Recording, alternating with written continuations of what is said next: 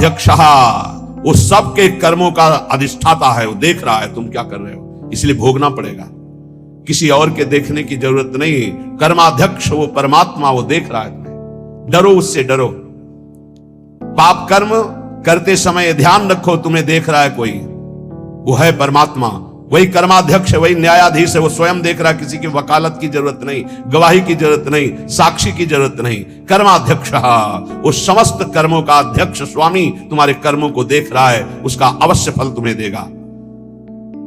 सर्वभूताधिवासः, समस्त भूतों में वो निवास कर रहा है, पक्का निवास कर रहा है। साक्षी चेता, वो सबका साक्षी है और चैतन्य घन स्वरूप है। केवल वो निर्गुणश्च, वो सतोगुण, रजोगुण, तमोगुण तीनों गुणों से ऊपर उठा हुआ निर्गुण है। निर्गुण का तात्पर्य होता है गुणातीत। गुणातीत माया के इन तीनों गुणों से ऊपर, सबको चेतना प्रदान उसी से होती है, चैतन्य शक्ति उसी से जागृत होती है। एको वसी निष्क्रियाणाम बहुनामेकम बीजम बहुधा यह करोति तमात्मस्थम येनु पश्यन्ति धीरास्तेषाम सुखम शाश्वतम नेतरेषाम। जो अकेला एक अनंत ब्रह्मांडों में, अनंत भूतों में, अनंत शक्तियों में अपनी शक्ति का संचार करता है, वो सबका शासक एक ईश्वर है। वो प्रकृति को बीज रूप से अनेक रूपों में परिणित करके विराजमान, ये सब वही साक्षात विराजमान है। वही प्रकट रूप में दिखाई दे रहा है, वही अप्रकट सबके हृदय में विराजमान, सबसे परे सब में भरे, सबसे परे और सब में भरे।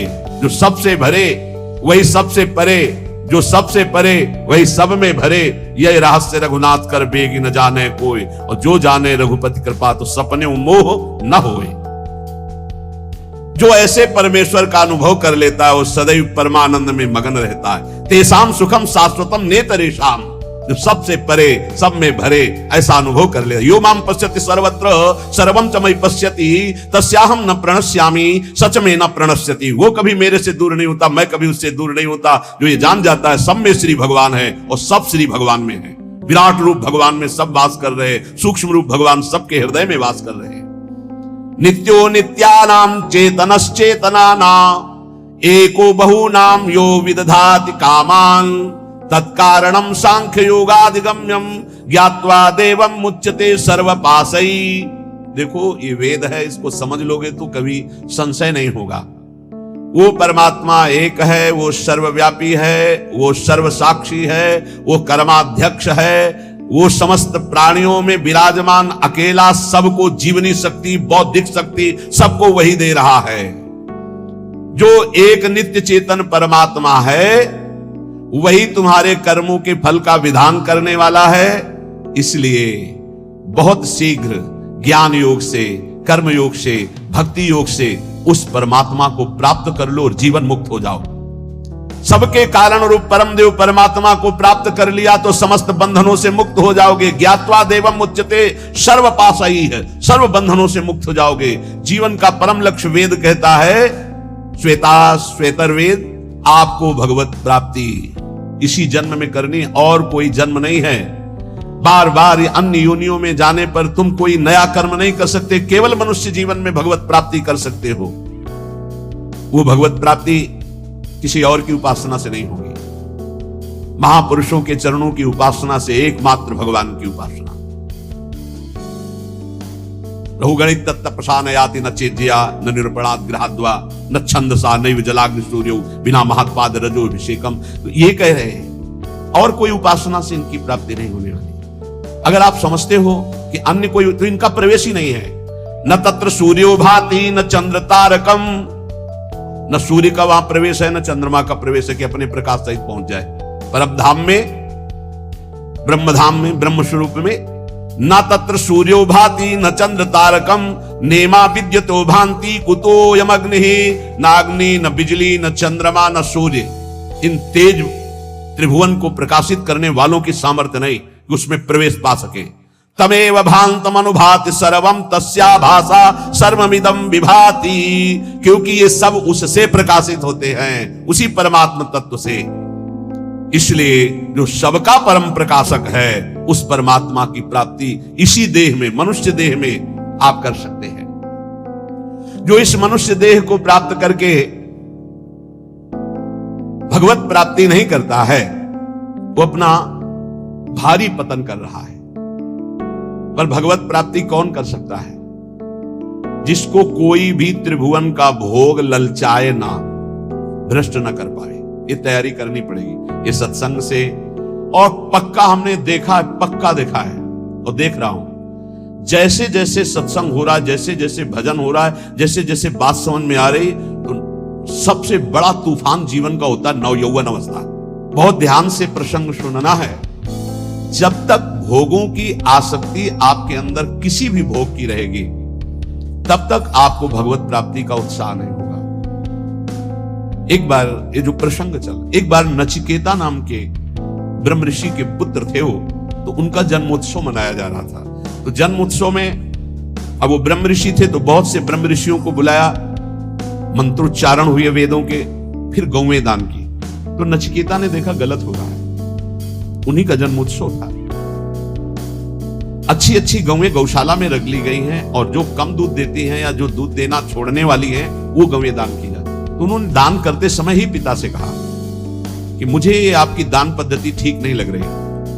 ऋषि पुत्र ऋषि थे, तो एक तरह से पिता का अपमान हो रहा है और पिता की निंदा हो रही है।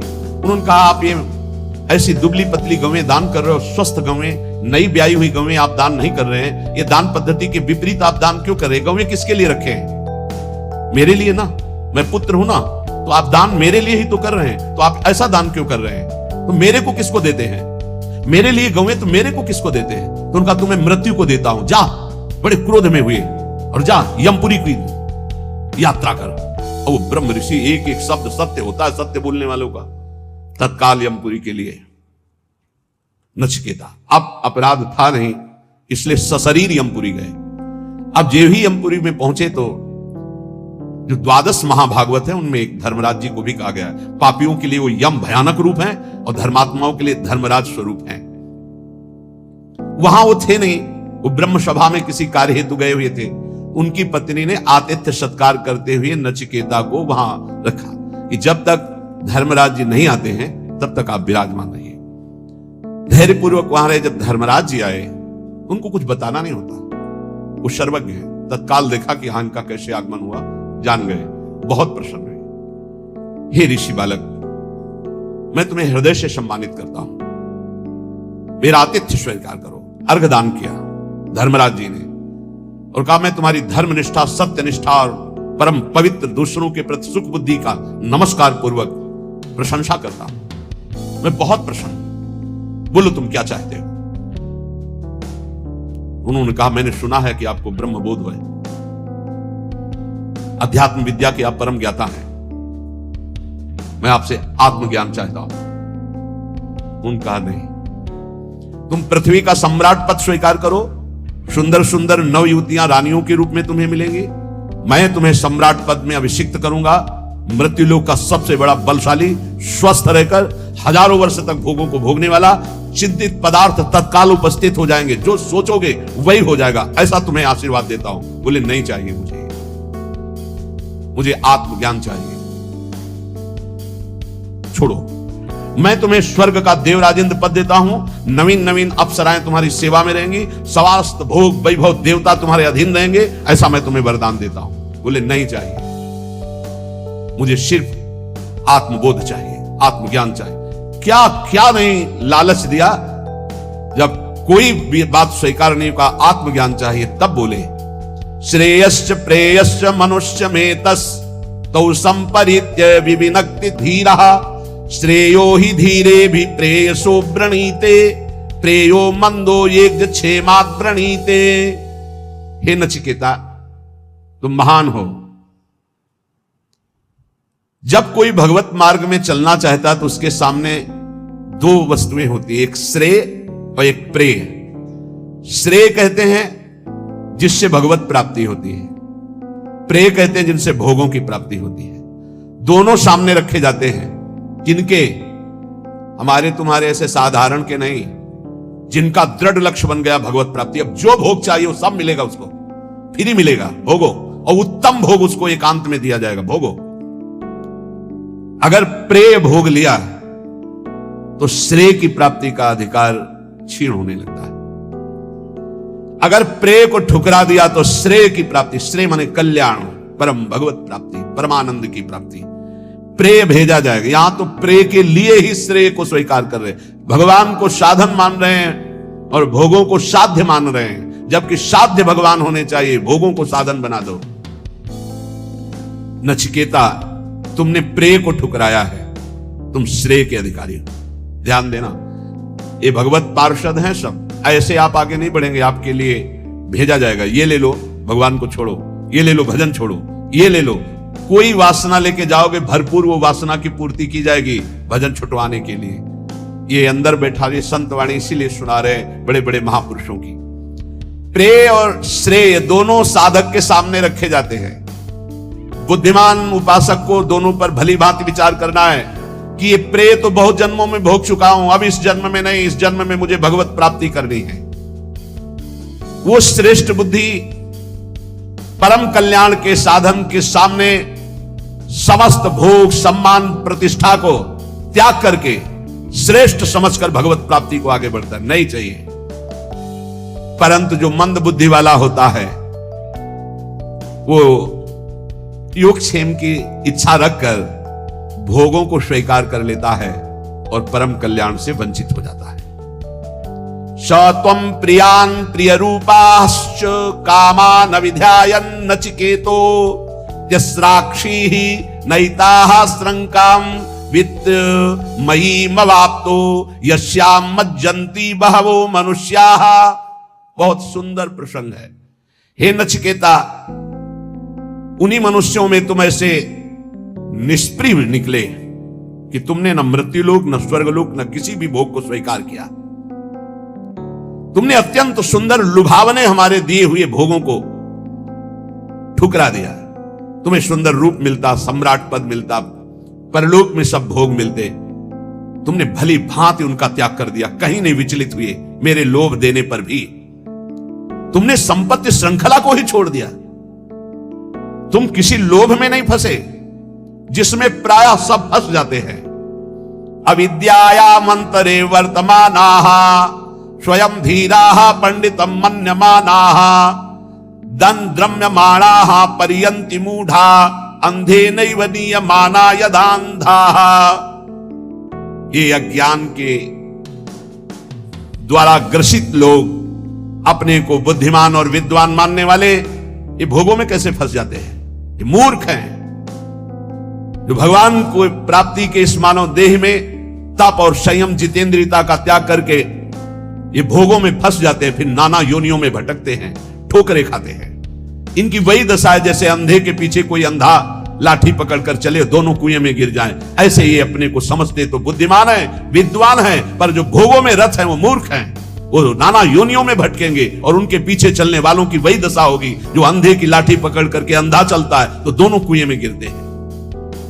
अंधे नैव नियमाना यथान्धाः न जायते म्रियते वा विपश्चिन्नायं कुतश्चिन्न बभूव कश्चित् अजो नित्यः शाश्वतोऽयं पुराणो न हन्यते हन्यमाने शरीरे।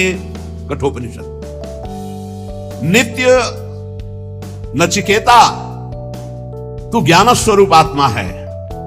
उपदेश करने का जब सब भोगों से नकार दिया, नहीं चाहिए मुझे आत्मज्ञान चाहिए, तो न जायते मृते वा विपश्चित् नायम कुतश्चिन्न बभूव कश्चित् अजो नित्या शाश्वतोऽयं पुराणो न हन्यते हन्यमाने शरीरे। है नचिकेता, तो नित्य ज्ञान स्वरूप आत्मा है, न तेरा जन्म है न तेरा मरना है, न तेरा किसी से जन्म हुआ है न किसी से तेरी मृत्यु होगी,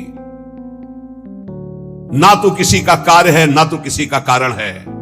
तू अजन्मा है, नित्य है, एक रस रहने वाला पुरातन आत्मा है जो न कभी क्षय को प्राप्त होता है न वृद्धि को प्राप्त होता है।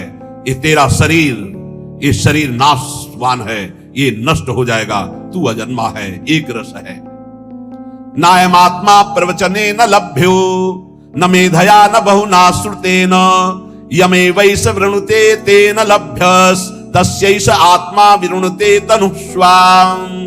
ये परब्रह्म परमात्म तत्व का बोध न प्रवचन से मिलता है ना बहुत मेधया बुद्धिमानी से मिलता है, ना बहुना श्रुतेन बहुत सुनने से मिलता है। ये जिसको वर्ण कर लेता है उसको अनुभव में आता है। वर्ण कौन? आत्मा किसको वर्ण करता है? गुरुदेव रूप से आत्मा जिसे वर्ण, आत्मा हरिवंश प्रगट परमानंद श्री हरिवंश प्रमाण मनम, जिसे गुरुदेव स्वीकार कर लेते हैं। और जब गुरुदेव उसका बोध कराते हैं तो बोले यमे वैस वृणुते ते न लभ्यस्तस्य आत्मा विरुणते तनु स्वाम। इसीलिए कहा मोक्ष मूलम गुरु कृपा, मंत्र मूलम गुरु वाक्यम। ये बहुत सुनने से, बहुत प्रवचन करने से, बहुत बुद्धिमान होने से आत्म तत्व का बोध नहीं होता। आत्म तत्व का बोध होता है आत्मस्वरूप गुरुदेव, जिसे स्वीकार कर लेते हैं, जो गुरुदेव की आज्ञा में चलता है उसे बोध हो जाता है।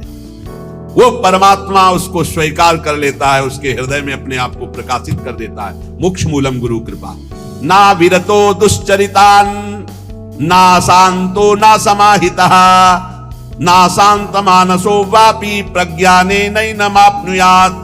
हे नचिकेता, सूक्ष्म बुद्धि के द्वारा भी उस आत्म तत्व को नहीं जाना जा सकता, क्योंकि वो बुद्धि के जानने में आने वाला तत्व नहीं है।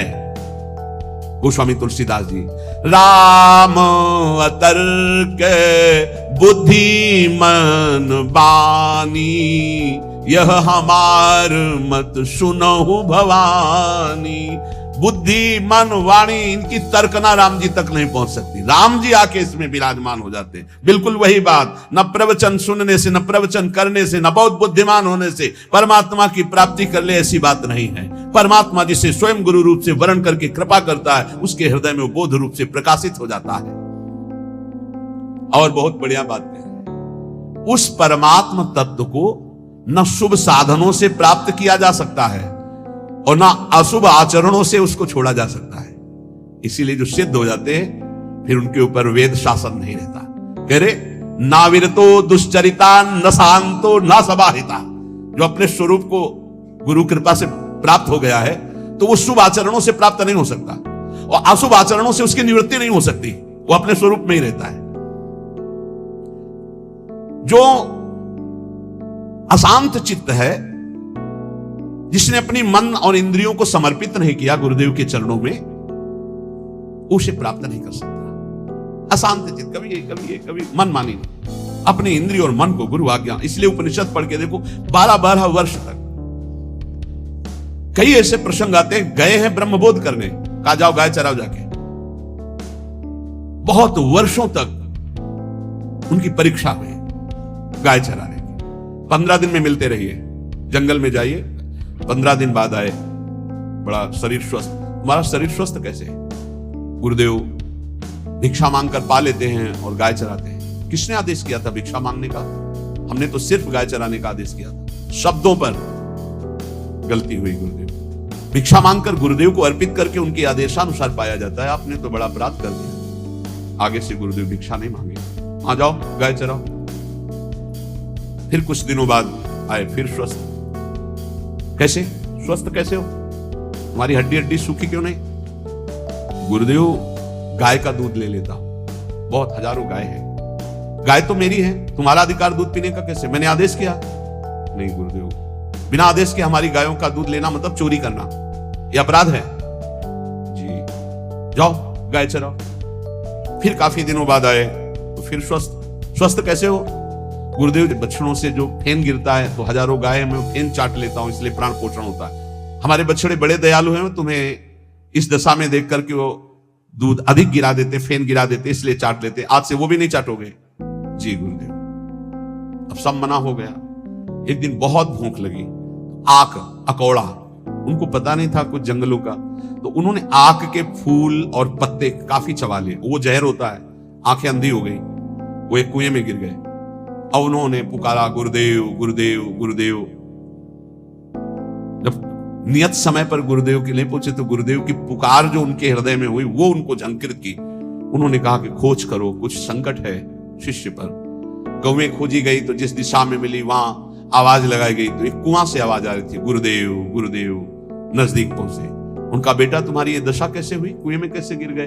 उनका गुरुदेव मुझे पता नहीं, मैंने किसी वृक्ष के पत्ते और फूल पा लिए। तो उनका आज्ञा कहां थी? आज्ञा के विरुद्ध क्यों किया? तुम्हें उपवास करना चाहिए था। तो गुरुदेव आखिरी गलती, अब जीवन में कभी गलती नहीं होगी, मेरी आंखें चली गई हैं, तो उनका मैं अभी मंत्र तुम्हें देता हूं, अश्वनी कुमार देवताओं के वैद्य आएंगे और तुम्हें औषधि देंगे, अभी तुम दिव्य नेत्र वाले बन जाओगे। गुरुदेव ने मंत्र उच्चारण किया, अश्वनी कुमार आ गए। अश्वनी कुमारों ने कुएं की रचना की और कहा इसे पाओ, बोले कदापि नहीं, बहुत त्रुटि हो गई, आप जब तक गुरुदेव आदेश नहीं करेंगे तब तक जबान में कुछ नहीं रखूंगा। गुरुदेव ने कहा पा लीजिए, हमारी ही आज्ञा से सब हो रहा है। उन्होंने जे ही पुआ पाया, दिव्य नेत्र उनके जागृत हो गए, बाहर आए। गुरुदेव ने हृदय से लगाया, जे ही हृदय से लगाया, चारों वेदों का ज्ञान अपने आप हो गया, कभी पढ़ाना नहीं पड़ा। गुरु कृपा ही केवल। सूक्ष्म बुद्धि के द्वारा भी इस परमात्मा तत्व को मनुष्य नहीं प्राप्त कर सकता। ना विरतो दुश्चरिता, ना शांतो, ना समाहिता, ना समाहिता, समाहित बुद्धि से भी नहीं, बुरे आचरणों से इसकी निवृत्ति नहीं हो सकती। यह उसी को प्राप्त होता है जिस पर गुरु कृपा होती है। जो अशांत है, जो अजितेंद्री है, जो मनमानी आचरण करता है, वो कभी ब्रह्मबोध प्राप्त नहीं कर सकता है। आत्मानः रथिनम विद्धि शरीरा रथमेव तु, बुद्धिम तु सारथिम विद्धि मनः प्रग्रहमेव च। हे नचिकेता, तुम ऐसा समझो कि जीवात्मा रथी है, रथ का स्वामी है, शरीर ये रथ है, बुद्धि सारथी है, और इंद्रियाणि हयानाहुर विषया हस्तेषु गोचरान। इंद्रियां घोड़े हैं और विषय वो रास्ता है जहां इंद्रिय रूपी घोड़े ले जाते हैं। बहुत सुंदर। इंद्रियों के घोड़ों की आत्मेन्द्रिय मनोयुक्तम भोक्त्याहुर्मनीषिणः। इंद्रियों रूपी घोड़ों की लगाम मन है। बहुत सुंदर रूपक से वर्णन कर रहे हैं। शरीर एक रथ है, इसमें बैठा हुआ रथी जीवात्मा है, इंद्रिय इसके घोड़े हैं, मन इसकी लगाम है। इन घोड़ों के चलने का रास्ता शब्द स्पर्श रूप रस गंध, ये 5 विषय हैं जिनमें मना कष्टान इंद्रियाणी प्रकृति स्थानी कर सकी। जीवात्मा जो भूला हुआ अपने स्वरूप को है, बुद्धि लगाम ढीली की है, इंद्रिय रूपी घोड़े विषयों में भाग रहे, दुर्गति, पक्का दुर्गति। यस्त्व विज्ञानवान भवत्युयुक्तेन मनसा सदा तस्येन्द्रियाण्यवस्यानि दुष्टास्वा इव सारथे। जो विवेकहीन है, गुरु कृपा का आश्रय नहीं लिए है, उसकी बुद्धि रूपी सारथी बहुत ही नशे में होते हैं। वो ऐसे लगाम ढीली किए रहती है, मन रूपी लगाम, जहां मन जाना चाहे। वो इंद्रिय रूपी घोड़े खूब विषयों में विचरते हो, मनमाना पाप करते हैं और सर्वनाश कर देते हैं, रथ का भी और रथी की तो दुर्गति ही हो जाती है। वस्तु विज्ञानवान भवति युक्तेन मनसा सदा तस्येन्द्रियाणि वस्यानि सदस्वा इव सारथे। जो गुरु कृपा पात्र है वो विवेकवान होता है। विवेकवान सारथी मतलब प्रवीण सारथी, लात लगा करके लगाम को बिल्कुल कसे, इंद्रिय रूपी घोड़े उधर ही जिधर इशारा, अन्यथा नहीं, वहीं रोक दिया। वस्तु विज्ञानवान भवति, गुरु कृपा से जो तत्व को जानता है, युक्तेन मनसा सदा, युक्ति से मन रूपी लगाम को खींचे हुए है, तो तस्येन्द्रियाणि वस्यानि, इंद्रिय रूपी घोड़े उसके वश में हैं। सदस्वा इव सारथे, अब सारथी के अनुसार वो सही मार्ग में चलते हैं। इसलिए यस्त्व विज्ञानवान भवत्यन्यमनस्कः सदा शुचिः न सत्पदमाप्नोति सः सारं चाधिगच्छति। कोई सदा विवेकहीन बुद्धि वाला, असंयत चित्त, अपवित्र रहने वाला कभी भगवत प्राप्ति नहीं कर सकता।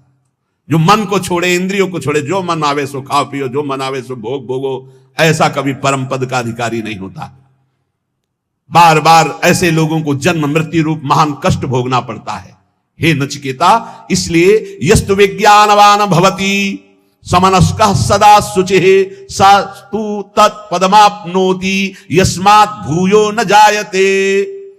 जो सदैव गुरुजनों का सेवन करता है, वो सावधान बुद्धि वाला, संयत चित्त, इंद्रिय रूपी घोड़ों को अपने वश में किए हुए, पवित्र हृदय, पवित्र शरीर, वो ऐसे परम पद को प्राप्त होता है जहां जाने के बाद